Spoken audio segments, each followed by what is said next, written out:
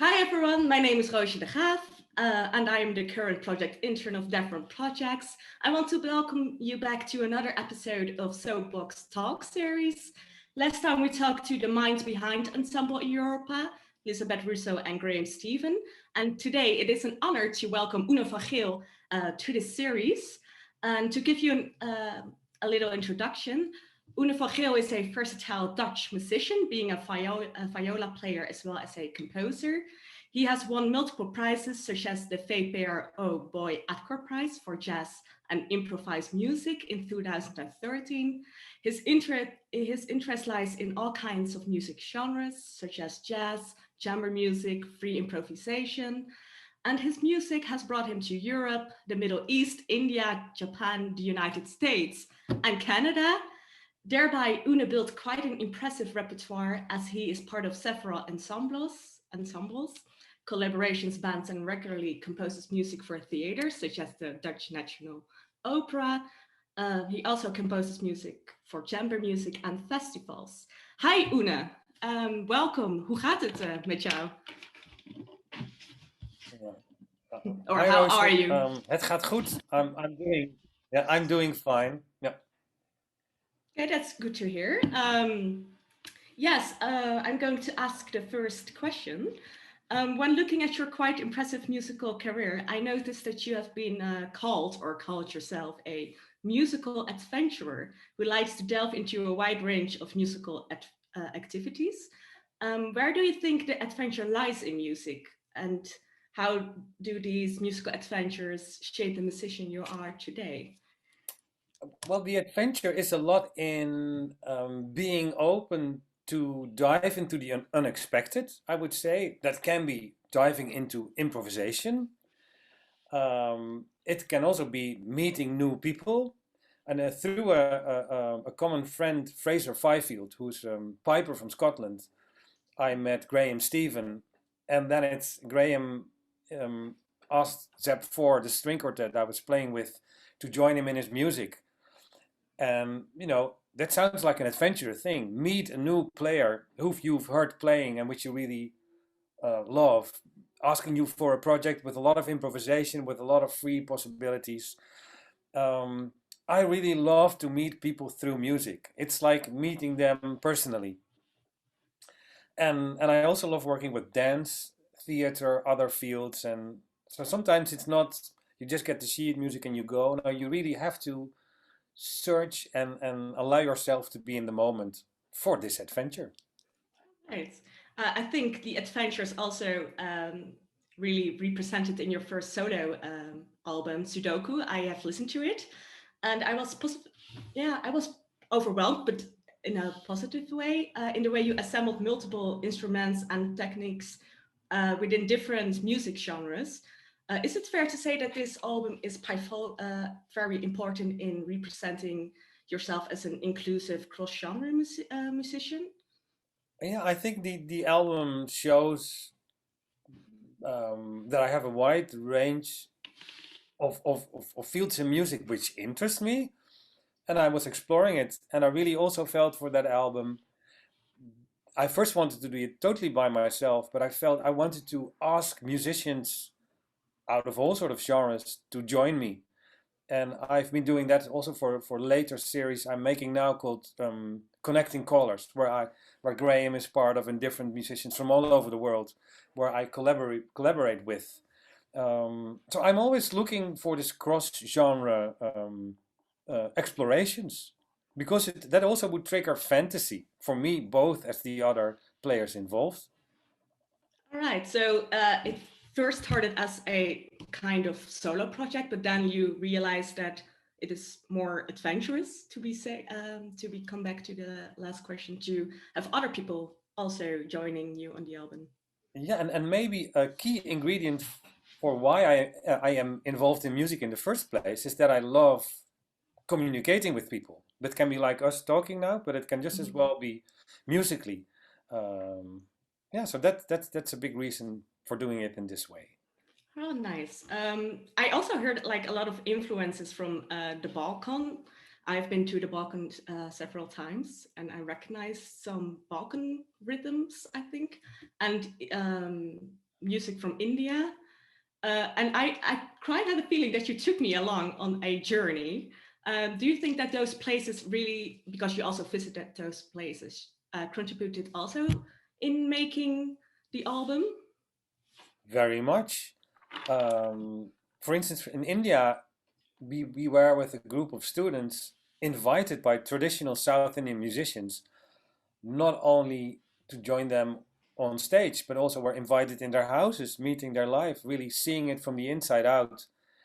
And the Balkan music came through my father, who was always singing and playing guitar in Yugoslavian orchestras. So, in that sense, the music is one aspect, but I think a whole culture comes along, especially when you meet people from the places and you visit them and be there. Okay. Wow, I'm really impressed. I didn't know about your father and Yugoslavia. It's also very personal, but wow, that's very cute to hear. So on your website, you explained that your attempt to actively use your musical skills and connections to raise awareness on important societal and environmental issues in today's world. Can you maybe briefly explain further how you try to realize this with your music? Yeah, for instance, September, not last year, but the year before, there was a big climate demonstration in the Netherlands, and I felt the urge to organize something. So I assembled friends, and in the end, we could create a 140-piece orchestra with a lot of professionals and some semi-professional people to play at this demonstration. And it was of course to do something as musicians to show that we are aware of what's happening with the climate and the environment, and at the same time to give support to them. A lot of times young people who are active in the climate movement, to also show them, hey, we're on your side. And I'm also, for instance, working a lot with now more and more with refugees. So, for instance, I'm doing an exchange program with an Afghani painter, and she and her family were in Moria. Now they're in Athens, but also she's painting, and you see her paint new work, and I make music to this, to really to show that we're as how I see it, we're equal. We're humans. We're just in a different circumstance. She's an artist. I'm an artist. Yes, she's from Afghanistan, has a very different background, maybe. But when I talk to her, I'm talking to a very nice person. So I believe in combining music and the arts with this sort of social context. Yeah, it's art is after all also a reflection of society, I always say.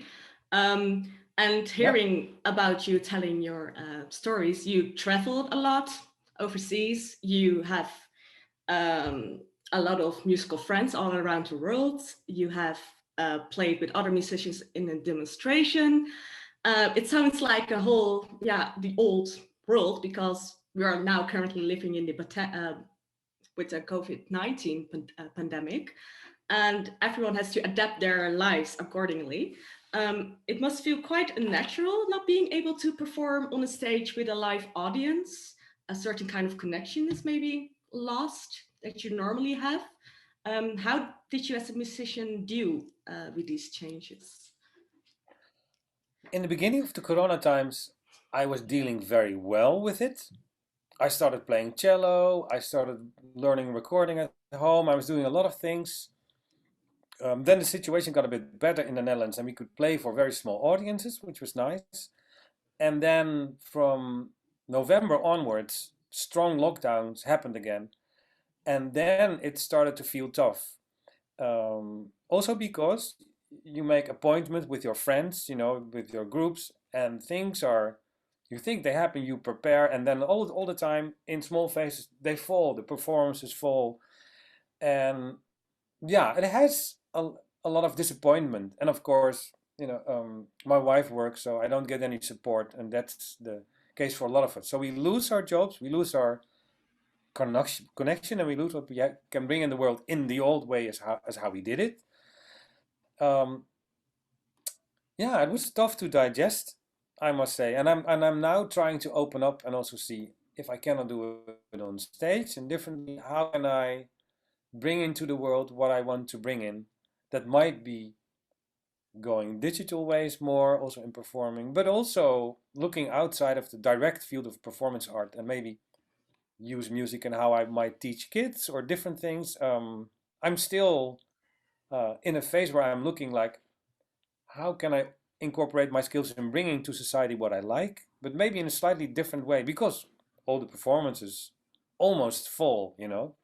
Yeah, And I'm now happy, for instance, like with Graeme and some other things, I can record at home and we can still share fantasy. Yeah, but just a lot less work for people in the arts, and that will be the same in the UK. Yes, exactly. The cultural sector is hit, I think, very hard by the current circumstances. But however, you performed at Schiermonnikoog last weekend, you just told us. And I was also very impressed, and still impressed, when I learned that in these surrealistic times, you managed to be resilient and record 3 new albums with different musicians from all around the globe. How did the pandemic influence your creative process of creating music and collaborating with other musicians while being physically apart from another? And can you maybe also explain more how your latest projects came into being in a time of physical remoteness? Yeah, I really felt inspired to create when we couldn't meet in person. And then I thought, well, I can send it to my fellow musicians here in the Netherlands, but why not send it to this friend in Canada or this nice percussion player in Korea? So I did. And since there were already connections which were there and which are friendships, it's a wonderful way to connect like this to them.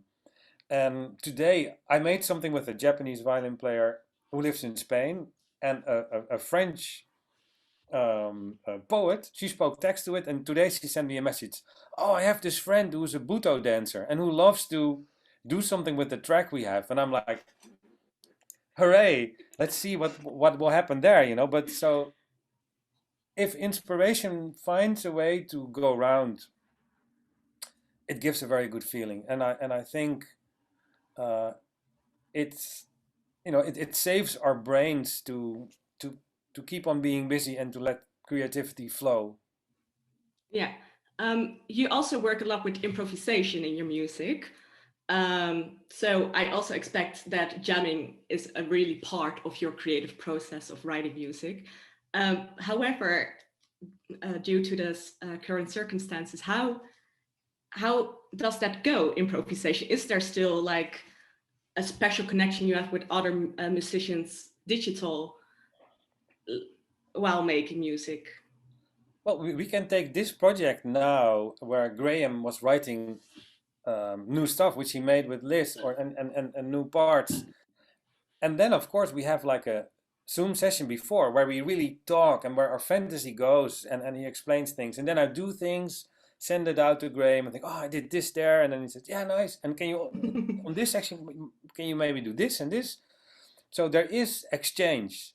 Of course, it's not as direct as being in the same room and playing, but there is a flow happening. That is very comforting to hear. I'm really happy about that. Talking about Graeme, you worked with him before with SEP 4 or SEP Fear, alongside other many collaborations with both national and international musicians. Can you recall the moment when he and Lizabett, asked you to be part of the project Ensemble Eòrpa, and what aspects of the project sparked your interests? Well, so I also of course know Liz a longer time, and I was always inspired by her music, which I of course also heard live while being in Scotland. And I played on the last, also in the beginning of lockdown, Liz had another solo album where I played several instruments on several tracks. And this feels like a nice continuation of our collaboration. And I love them both as musician and as people dearly. I love to have them around, and to join in something like this is a big pleasure because it also helps us to keep that connection going. Yeah. Do you think there's also a valuable lesson to be drawn from being part of this ensemble? Because you're also going, I don't know if you know the other musicians participating, Is it another way for you to connect with new musicians also in Europe? I'm very curious. I was, for instance, now after Graeme, the first other musician to record. And for instance, now there will be cembalon and other things and kaval, I believe. And so I'm very curious what they will add. And I'm sure that now they probably will record things first, and then I'll have go with it. And I believe we will do a live stream just as well with everybody together. So of course this will be a new meeting, more indirectly or just as directly as possible in these times through Zoom or whatever. So yeah, and I think it's important to be curious as a human being, whatever profession. So I'm very curious to meet them and to hear them and to interact with them. Yeah. Yes, I'm also very curious about the outcome. It's really nice to see the musicians before, hearing the music itself. So I'm pretty excited about that also. Lizabett, Russo and Graeme Stephen, so the masterminds behind Ensemble Eòrpa, wrote the album in keeping the styles of the musicians involved in mind. How did you, as a composer and musician, interpret the music score, and can you draw on the progress from receiving the musical score to eventually recording and playing your specific musical parts? Did you add any personal stamp onto the music? Yeah, I mean, what I love, the music Liz and Graeme sent me, it has a lot of identity, so it already shows a lot of direction. Then Graeme and me, of course, talked about it. And while playing, I also have lots of places where I have freedom, and it's wonderful. And you know, and I know, of course, every new piece is new. But knowing both Liz and Graeme's music, it felt so nice to again dive into their musical world. So that's a big pleasure, and it's a fluid thing. Who knows? Somebody will record something else, or they will, and it might come back to me, and I will add some other things. So this is not like you would say in contemporary classical music. Here you get it. It has to be exactly like this and nothing else. And no, this is a process where they also are very interested what the other musicians will bring to their album. Yeah, and you already said indeed that you had a Zoom meeting with Graeme where you were doing kind of improvisation via the digital platform. Do you also see any similarities between your other global music projects and this one specifically? Well, the whole process is that it has to go by file sharing, of course. We interchange music, send it back and forth. With every musician you work with, it will be very different in a way because they will have their own musical input. But of course, it's similar just as well in the process. Yeah. Okay. Ensemble Eòrpa strives to foster global connection through music and encourages new creative relations. Do you think that this way of remotely making music together will have a major influence on the way musicians will perform with each other in the post-corona era? And what about the engagement between musicians and the audience? What do you think? What are your propositions? Who knows? I like situations in the broader sense. I mean, it could be that live streaming would stay to some extent, which is fun because might have access to a lot of performances in Scotland and where else in the world where I wouldn't have that normally, and the same for everybody. But I also strongly believe in what happens when people are physically in that same space, be it the musician together with the audience, because it's never, it always bounces back and forth energy-wise.